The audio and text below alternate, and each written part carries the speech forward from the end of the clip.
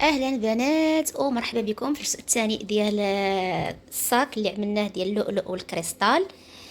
كيف ما كتلاحظوا من بعد ما كملنا الصاك ما وعدتكم الان اليوم ان شاء الله غنعملوا التبطين ديال الصاك.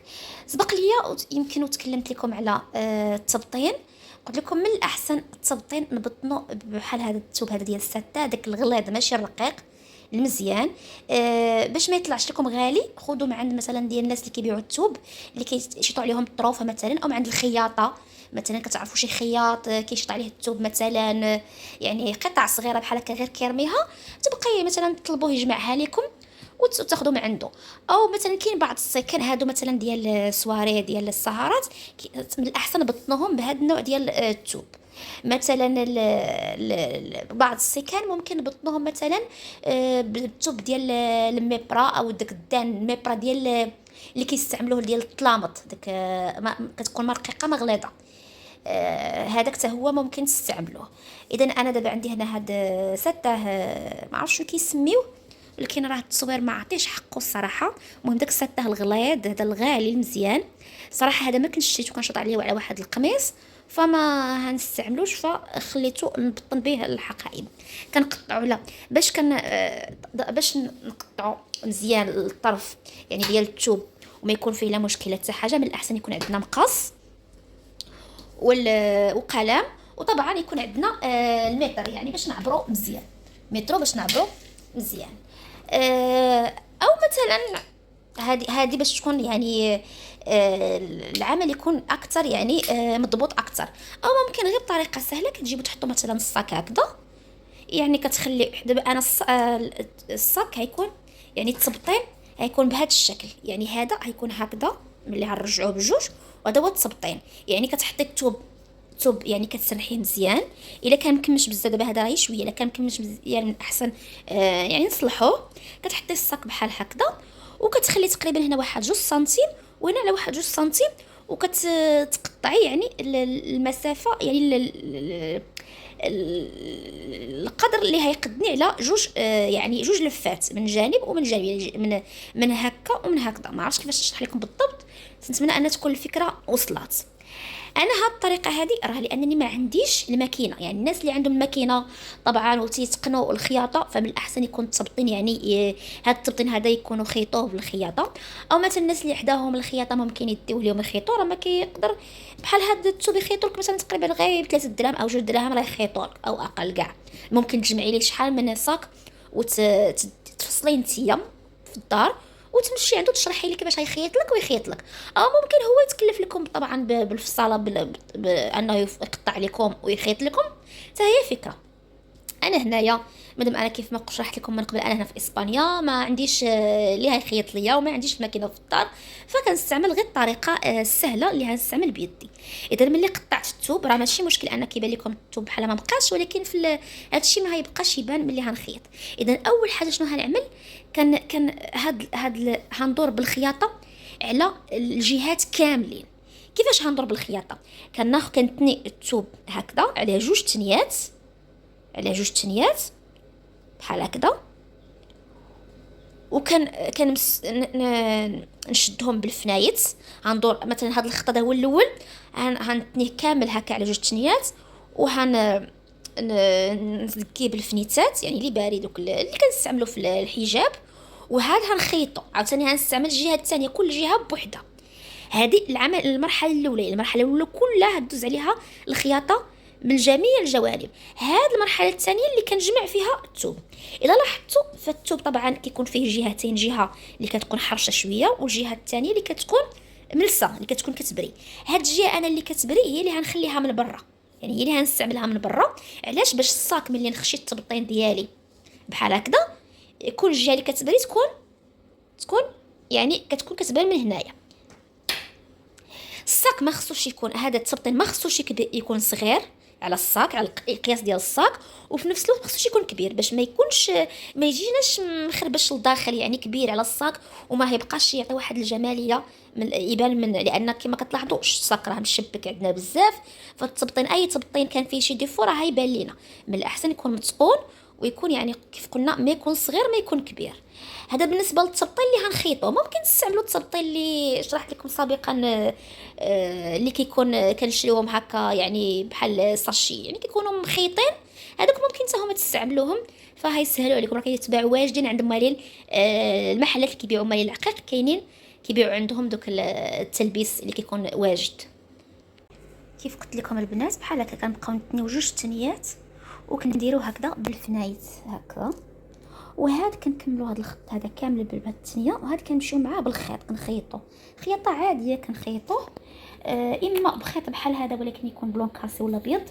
انا الصراحه ما عرفتش فين تلف ليا، فانا لقيت غير هاد الحرير ولكن عندي مبروم، فهو هذا اللي كيخدموا به الراندا ولا يعني، لكن صحيح بحيث لانه مبروم غندوز به يعني على هاد الجوانب الخياطه. كيف ما كتلاحظوا هنا كملت هاد الحاشيه زعما كيفاش كتجي الخدمه، يعني دقه على دقه كتجي بحال مخدومه، يعني متقوله بحال مخدومه بالماكينه. ها انتم من هنايا ما كتبقاش تبان راه بحال مخدومه باليد. ها انتم كيف ما كتلاحظوا. دابا طبعا ملي غنصلحوها بالمصلوح الميكو هذا تطلق الخدمه وهذا تجي احسن. هنا كذلك الجهه الاخرى درتها بحال هكا بالفنايت بحال هكذا. كنتني يا اما كنتني جوج تنيات ولا ثلاثه، كندير هاد الدق بحال هكذا، كنبقى غادا بشويه بشويه. وهاد دابا هاد كنبدا نخدم بالبرا والخيط اللي ندير الفنايت كيسهلوا عليا على هاد العمليه. دابا نوريكم الدقه كيفاش كندير بحال هكذا. بلاتي انا باش يبان لكم اكثر ندير الخلفيه هنايا، ندير شي حاجه بالاسود باش تبان لكم اكثر. هانتوما الطريقه، يعني درنا دابا جوج دقات صافي. كنبقى ناخذ شويه من التحت هكا وشويه من الفوق هكا، وكندير وكنجرو صافي. وكتكون الدقه شويه متقاربه، خصو شويه يكونوا متقاربين صافي. كندير طريف من هنا من التحت وطريف من الفوق، راه سهله. قلت اللي عنده طبعا الماكينه ديال الخياطه غيكون احسن ليه، لا في الاتقان ولا في السوق في سهوله الخدمه. اذا بحال هكا نمشيو قلنا بالجوانب بربعه، يعني بالجوانب ربعه نمشيو بهذه الطريقه. كاينه واحد الطريقه اخرى حتى هي كنت اعتمدتها كتكون اسهل. شنو كنت كندير؟ كنقطع الثوب هكا، وقبل ما بلا ما كندير هاد التكفيفه وهاد مباشره كنتني ثانيه بحال هكذا، وهاد كنجمع هكذا، وهاد كنخيط عاوتاني الجهه الاخرى. يعني بلا ما كندير هاد الخدمات بربعه الجوانب مباشره كنبدا نطرق. هذيك كتخافي انه مثلا تسلت ليك ولا شي حاجه، خصوصا الخيط الا كان بحال هكذا ديال السته، كتخافي انه سميتو ينسل الثوب، فهذه كتكون احسن. هذه مثلا كتجي متقونه احسن. اذا نمشيو بهاد نفس الطريقه هكذا كيف قلنا، كناخذوا شويه من التحت هكا وشويه من الثانيه للفوق. تكفيفه عاديه. التكفيفه راه كنديروها مثلا بغينا نقصوا شي حاجه ما كانش عندنا الماكينه، اي حاجه بغينا نديروها كنخدموا بها الطريقه هذه. يعني الطريقه كانوا كيخدموا بها حتى والدينا في الدار، سهله. يعني غنمشيو بهاد الطريقه هذه حتى نكمل الجوانب كيف قلت بربعه. هادو درتهم صغار، اما هذه اللي هنايا اللي في العرض نحاول نعرضهم، نديرهم بحال هكا، نتني شويه بحال هكا، وهاد ندير هكذا. هادي ديك الساعه نقول لكم علاش نديروا بهاد الطريقه هكا. اذا هنكمل ديك الساعه نرجع معاكم باش ما نطولش عليكم الفيديو. من بعد ما كفنا هاد الجانب وهاد الجانب، دابا غنكفوا هاد الجوانب هادو بجوج. كما قلت هادو خليتهم شويه عرض باش ما يبانوش ملي نكونوا دايرين الصاك. ملي نغلفوا الصاك ما تبانش التكفيفه من الفوق، تجي شويه داخله. اذا هنكمل هذه حتى هي هاد الجهه وهاد الجهه، وهذا هنكمله. اذا هنا من بعد ما خيطت جميع الجوانب، واخا يبان لكم هاد التكناش هذا ماشي مشكل، راه ما كيبقاش داكشي باين. انا حاولت نصلحو شويه ولكن ما بغيتش نضغط عليه بزاف، لان راك عارفين الثوب هكا كيكون ساتة دغيا، هاد دغيا الحركه تلعبوا. اذا دابا هادو كلهم هاد التكفيفات درناهم هكا من الداخل، يعني لان هذا هو الجهه اللامعه هذه اللي بغيناها، قلنا انها تبان من الساق من هنايا. دابا شنو هنديروا؟ دابا هاد التكفيفه هذا غنعملوا ليه بحال هكذا، نقلبوه وهنجمعوه بحال هكذا. دابا هنديروا هاد التكفيفه من هاد الجوانب بجوج، غنجمعوا من هاد الجهه ومنجمعوا من هاد الجهه. هنايا نحاولوا نديروا واحد التنيه بحال هكذا، وهاد نخيطوا ولكن ماشي بزاف، غير تقريبا 1 سنتيم باش نعتبروا زعما هذه هي القاعده. لان نتوما اصلا عارفين بان بحال هكذا غنديروا. نعتبروا قلنا هذه هي القاعده، تقريبا واحد سنتيم واحد. ما نديروش بزاف لان الصاك كيف قلنا ما عندوش القاعده كبيره بزاف، يعني غير تقريبا واحد هنايا يعني اللي يسع هذا المكان هذا من الداخل. اذا هنخيطوا قلنا هاد الجوانب هادو بجوج بحال هكذا، ونخيطوا هذه. ملي هنخيطوا هذا نقلبوا هاد الغلاف وهاد الخيطه هذه تجي لداخل باش ما تجيش باينه عندي من هنايا من الصاك. اذا هنخيط هذا الجانب من هنا ومن هنايا، نجمع من هنايا هكا بشويه ونجمع من هنايا. هنا وانا كنجمع الجوانب بجوج طاحت علي واحد الفكره انني نشاركها معكم. بعض المرات ما كيكونش عندي الخيط، ولا واخا يكون عندي الخيط وبغيت نخدم بالسبيب، داك السبيب رقيق عوض الخيط، السبيب رقيق، ولكن خذوا رقم مثلا 0.40 او 0.30، هذا تستعملوا الخياطه 0.3 او 0.30 او 0.4. انا جمعت بلي باري وكنجمع الخياطه.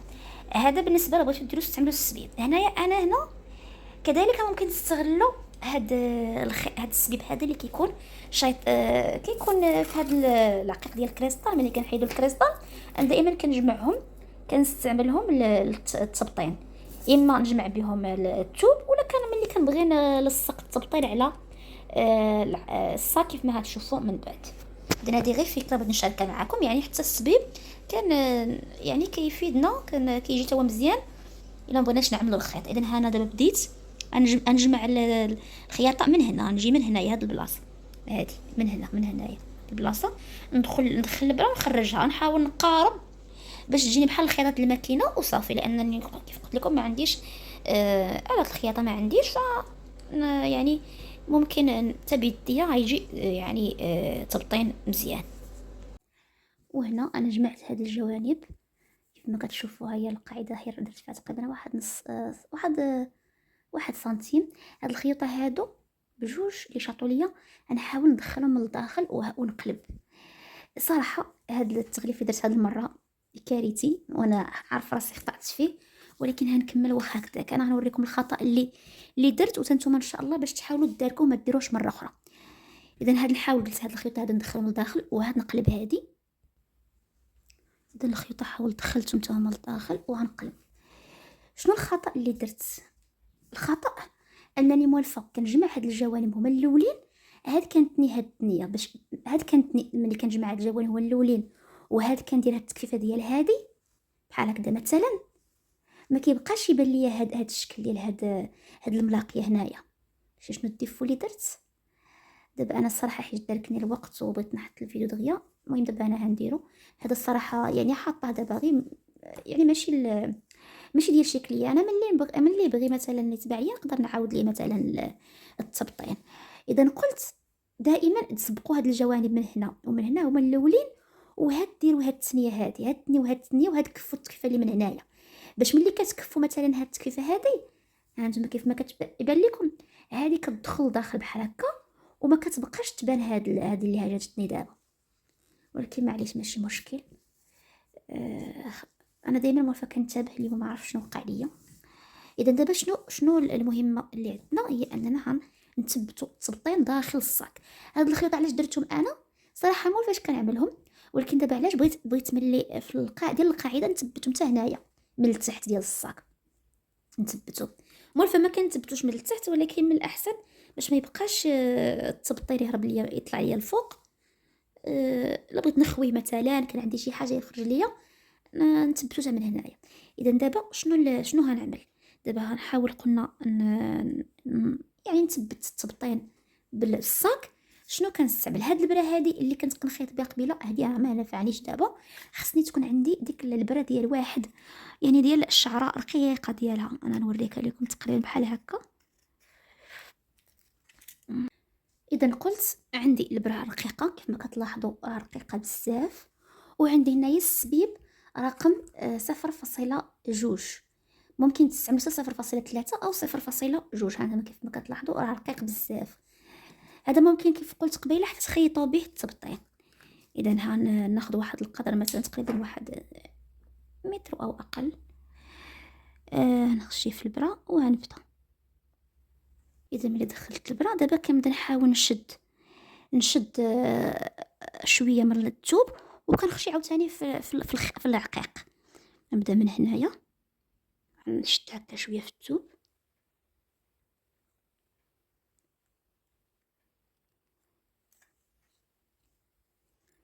انا غنعقد بعد الخيط، غنحاول نعقدو هنايا.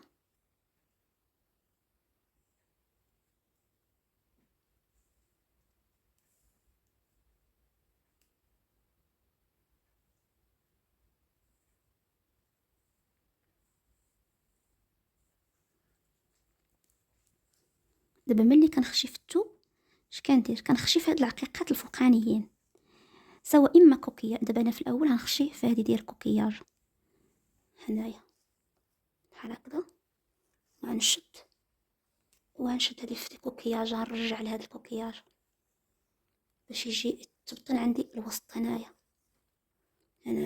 نخشي في هاد الكوكياج هادي هكذا، وهنجر بحال هكذا. صافي كنبقى ناخد شويه من الثوب هكذا، عاوتاني غناخد شويه من الثوب ونخشي عاوتاني في العقيق. اما هاد الكريستاله هادي مثلا، علاش انا اختاريت رقيقه؟ لان باش تدخل ليا في الكوكياجه وفي الكريستاله. دابا ها هي نحاول نخرجها من هنايا بشويه. الا مثلا جاتني هكا ندفع مثلا مقص ولا بشي حاجه وتدفع ليا مثلا غير بشويه وحذاري البرد باش تدخل ليا في صبعي. صافي وكنجر عاوتاني، نخشي عاوتاني في هكا في الثوب، وكنخشي عاوتاني في العقيقه اللي حداها حتى كنكمل جميع الجوانب هكذا. وهكذا كنبقاو غاديين حتى كنكملو. كيف ما كتلاحظوا انا دابا راه وصلت هنايا، يعني راه ساهل. هانتوما كتبقاو هاد اليد ديروها من هاد لتحت باش تبقاو شازين بها الصاك. دابا انا وصلت هنايا، كنجر هاي هو الثوب هنا باش كنبقى نشد في الثوب، كنجر في الثوب. ملي كنجرو كنديه لهاد العقيقه اللي من ورا هادي. بغيتو مثلا تخشيو غير في الكوكياجات ممكن، انايا بغيت نثبتو مزيان كنخشي في الكوكياجه وفي الكريستاله بجوج.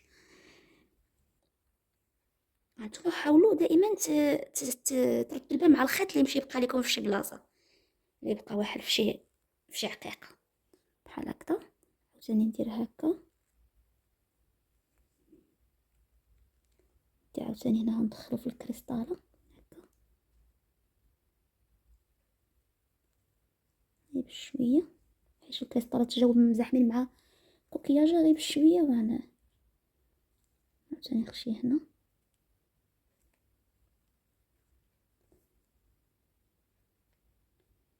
عاوتاني نخشي في هادي، نجر مزيان، نخشي في الكوكياجه. دائما الخيط نحاول نجر، ما نخليش الخيط مرخي باش يكون هكا دائما مجموع عليا. هانتوما شدتو غادي وكيشد في العقيق، يعني غنبقى دايره به حتى على الصاك كامل. يعني كنتمنى انكم تكونوا فهمتوا، يعني راه جد سهل. ما عدا هادشي اللي وقع ليا هنايا في هاد الجوانب، راه الصاك يعني راه تيجي مزيان تبطن، راه ما كاينش مشكل. ما كاينش فرق بين نديرو بيدي نخدمو بيديا، يعني نطرقها بيدي وما بين الماكينه. كيف ما كتلاحظوا الجهه الاولانيه هاي ثبتناها كملناها. دابا غنديروا الجهه الثانيه، سالنا الخيط عاودنا جددناه صافي، وكنكملوا بنفس الطريقه. كناخذوا شويه من الخيط وكندخلوا هانتوما كيف ما يبان لكم. خاصكم تخدموا بالسبيب باش الخدمه كتكون نقيه، ما كتبانش السبيب راه كما كتلاحظوا ما كيجيش في الخدمه باين. صافي كتجي بحال هكا مجموعه مقاده. وهذا الصاك ديالي كيف ما كتلاحظوا من بعد ما غلفتو. هانتوما هو رقاد الثوب، رقاد هو هذاك، راني عابره بالسنتيم هو هذاك، ولكن اللي كيخليه يبان هكا بحال كبير من الداخل مخربش انه ما مشدوش من الجناب. بغيتو تثبتوه من الجناب تثبتوه من الجناب باش يجي مسرح مقاد اكثر. هاد الخيط اللي كانوا شاطوه هنا راه ثبتهم وعقدتهم. صافي دابا غنقي الصاك انفينيه، غنقطع دوك الزوائد ديال الخيوطه، نحاول نقطع على الحافه باش ما يبقاش يبان. بالنسبه للسلسله انا درت لها دابا هنا في التهبيل، بغيتو ديروها في النقري ديروها على حسب اللون ديال الكريستال شنو لون هيناسبكم. عندكم اللوغو بغيتو تلصقوا انا غنلصقوه هنايا في الوسط. بالنسبه لهذه سميتو هادو الحلقات عملتهم من هاد الجهه. كيفاش دخلتهم من هنايا، من هنا دخلتهم، من هنايا دخلتهم، وهاد شديتو دخلت كل جوهره بوحدها، وهاد حولتها هكا. بغيت تخليوها من هاد الجهه تبقى شاده من هاد الجهه، خليوها. انا بغيتها هكا لانني الصاك ما درت ليه لا قفل لا والو، فبغيتو بحال يجمعوا شويه ما يخليش محلول بزاف، درتها هكا. بالنسبه بغيت ديروها هكا هنايا في هاد البلاصه تجي مجموعه اكثر ممكن. بالنسبه للقفل بغيتو ديروا القفل ديروه هكذا من الداخل. بغيتو ديروا هذا القفل ديروه من هنا من الداخل، الطرطقات يجي من الداخل ممكن. طبعا بغيتو ديروا ليه الباب ديروا ليه. انا حيت مشبك هكا خليته هكا اختياري. حاجه اخرى بغيت نزيدها هي هاد الكريستال هذا، بغيت نزيد نزينو. ممكن تزيدوا تزينوا مثلا هكا، ديروا هكا هابط بحال هكذا، يبقى هكا طايح وكيخرجش هكا، كيدير ديك الاصوات زوينه. وممكن انا عندي فكره اخرى، بغيت جيت حتى الاخر ديال الصاك يعني القاعده، وبغيت ندير هادو هابطين هكا تقريبا. كل خيط غنديرو هكذا هابط، تقريبا يكون فيه واحد 10 كريستالات. غندير شحال من خيط باش ملي تكوني هازه مثلا الصاك يكون هكا هابطين مدلين من التحت. هذا طبعا اختيارك، يزيد جماليه للصاك، منظر رائع، ولكم طبعا الاختيار. هنا انا نعبر لكم هنايا قبل ما نسالي، حيت دائما تنبغي اي صاك نعبروا لكم صراحه وكننسى. اي صاك نبقى نعطي لكم بالسنتيم شحال فيه. هنا مثلا فيه 18 في العرض، الطول هنايا فيه 13 على 18، والقاعده طبعا راه غير القاعده راه تكون هي 2 سنتيم طبعا، قاعده ما فيهش بزاف.